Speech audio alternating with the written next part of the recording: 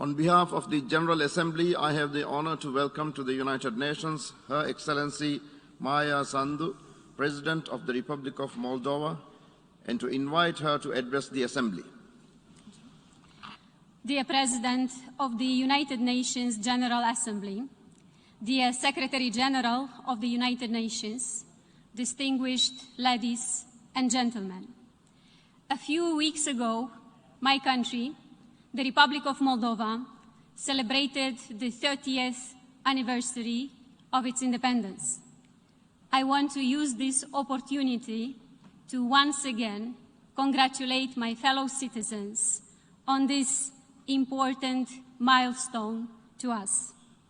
Together, we chose democracy and freedom over corruption and state capture. It is my great honor to address today this high-level UN forum on their behalf.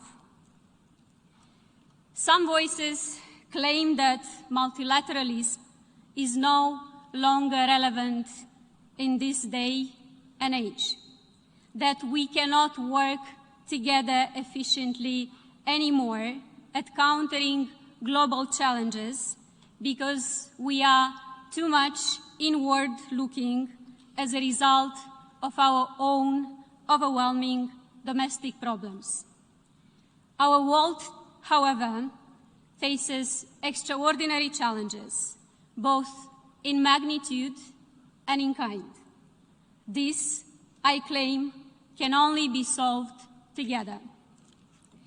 Most of today's global challenges spill over national borders as our world is more interconnected than ever before. The COVID-19 pandemic, climate change, growing international security challenges, and the fragility of international rules-based order all require joint work in search for sustainable solutions. These problems cannot be solved alone.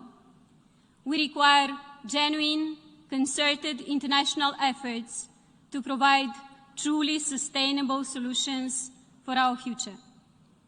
My country experiences some of these challenges firsthand, and I stand before you today to convey our willingness and readiness to work with the UN institutions and the international community to find sustainable solutions to these challenges that affect us both collectively and individually.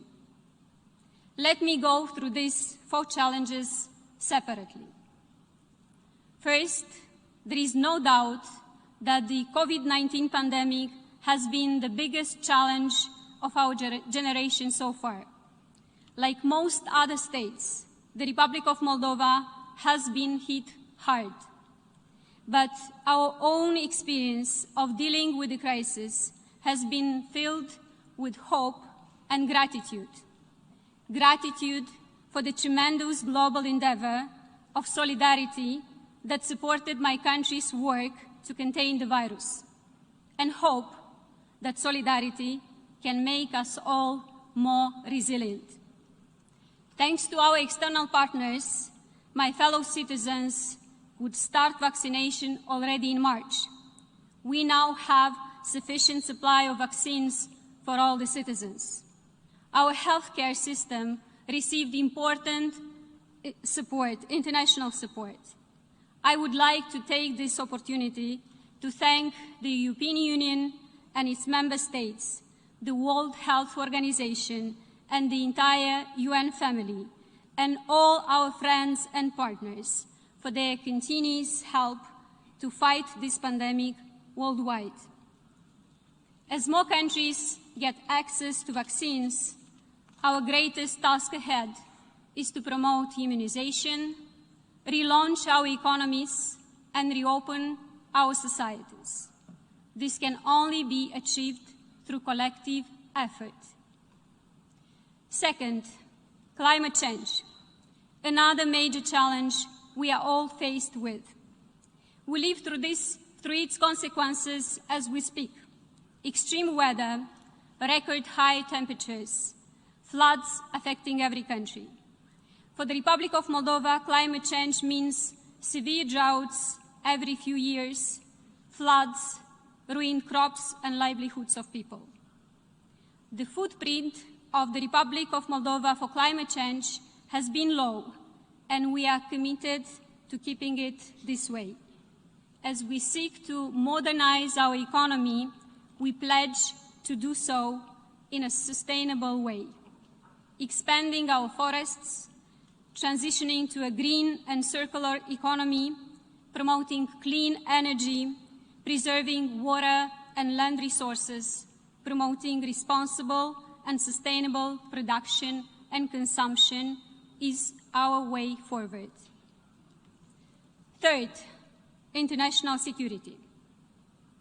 We see more and more security crises arising in different parts of the planet. In an interdependent world, their aftershocks can be felt across the globe. When referring to our region, we are seriously concerned with the deteriorating security situation in the Black Sea area. Here, I would like to stress once again that the Republic of Moldova is a state committed to peace.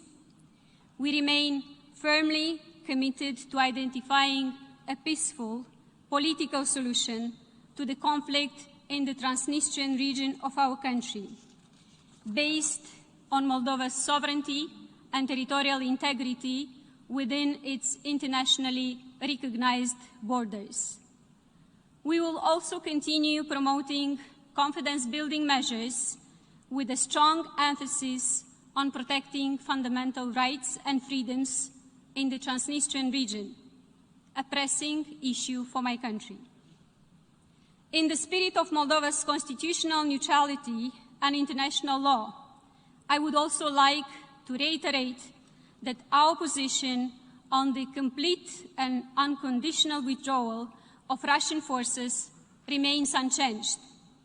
This includes the removal or destruction of ammunition from the Kobasna stockpiles, which pose a security and environmental threat to the region as a whole. We count on the support of the international community in this endeavor.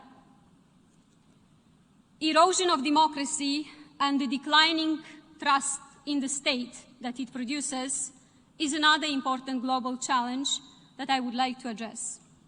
This is particularly relevant for my country. Democracy remains our universal ideal and a core value for our state.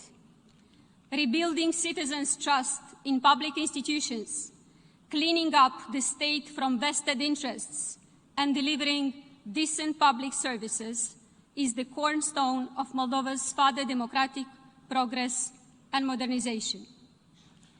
Democracy is threatened by several factors. One of them is the spread of disinformation.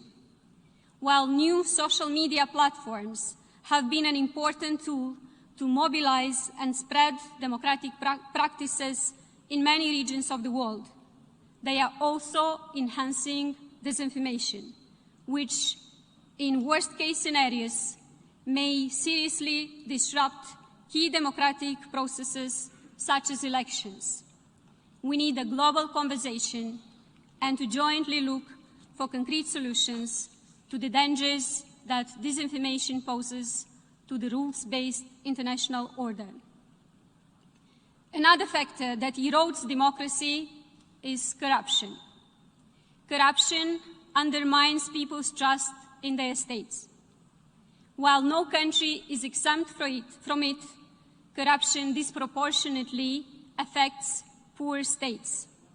It makes the state and its institutions weaker, more vulnerable, and less stable. In the recent past, corruption transformed Moldova into a captured state. Corruption became a threat to democracy and to our national security.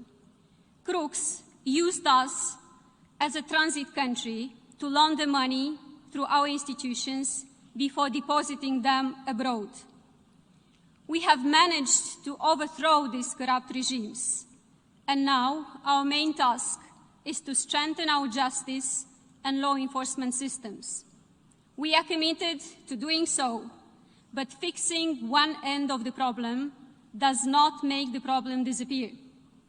A system in which criminals extract wealth and assets from countries with weak institutions, store this capital in offshores, and then find safe haven in other countries is both unsustainable and unfair. Designing international rules for asset recovery could bring more fairness to the global stage and do justice to weaker states. As an international community, we need to design, apply, and rigorously monitor systems to promote international transparency and accountability. We need to join efforts to combat money laundering and investigate illicit financial flows. We need to make better use of asset seizure tools and to work together to suppress organized crime. The magnitude of the challenge is so extensive that we need the serious involvement of all international and national actors. We need an effective collective response to safeguard democracy. Mr. President, together we can propose better and more sustainable solutions to the global challenges. This should be first and foremost citizen-oriented. In last year's elections, the citizens of the Republic of Moldova clearly said that our country can do better. Despite multiple setbacks, people continue to fight tirelessly for our young democracy, for our European future. With a strong mandate for change, we are beginning to clean up the state from corruption. We are reforming the justice sector. We are launching a significant infrastructure build-up. We are working on connecting Moldova to the rest of Europe through bridges, improved railways, electricity and gas interconnectors. We are part of free trade areas, both with the EU and our neighbors in the East. We can provide excellent opportunities, business opportunities for both. We have a highly educated and hard-working population. We are becoming a good place for investment. We have ambitious plans for digitalization of the economy and of the public sector. Protecting the environment is a central part of our reform process. Only a year ago, these were just hopes. Today, we start transforming these hopes into reality. Distinguished audience, we come from different places and we have different national agendas, but our lives are interlinked. The global challenges that I refer to bring us closer than ever. Their complexity can only be overcome through collective efforts in search for sustainable solutions. Such solutions are easier to find in today's world because we have at our disposal not only great minds, but also the necessary tools. We salute the UN Secretary General's report on our common agenda as a forward-looking blueprint for an enhanced global cooperation to effectively address the common challenges. Only through solidarity and closer international cooperation will we, UN member states, be able to overcome current and emerging challenges and reach the vision for a world where people live in peace and prosperity in harmony with nature. Thank you.